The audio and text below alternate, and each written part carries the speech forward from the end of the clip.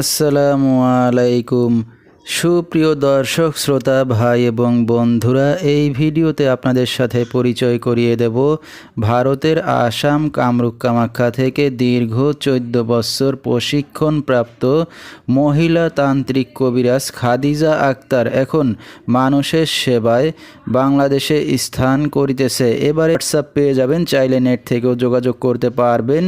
সরাসরি জীবনের শেষ চিকিৎসা মনে করে একবার হলেও স্মরণ করুন মহিলা তান্ত্রিক কবিরাজ খাদিজা আক্তারকে। তিনি হয়তো উসিলা স্বরূপ আপনার যে কোনো সমস্যার সমাধান করিতে পারেন ইনশাআল্লাহ।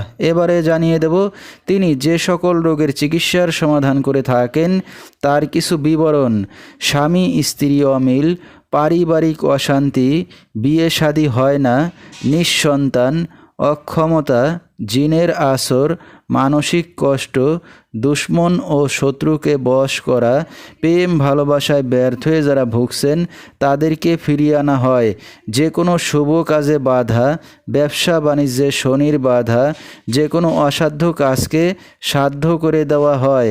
হারানো জিনিস বাহির করে দেওয়া, মনের মানুষ অবাধ্য, টাকা ধার নিয়ে দিচ্ছে না এবং যে কোনো খেলাধুলায় হাজিরা দিয়ে থাকেন তিনি।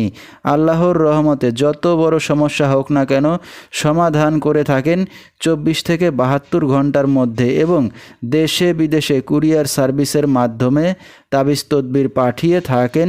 মোবাইল দ্বারা কাজ করে থাকেন তিনি।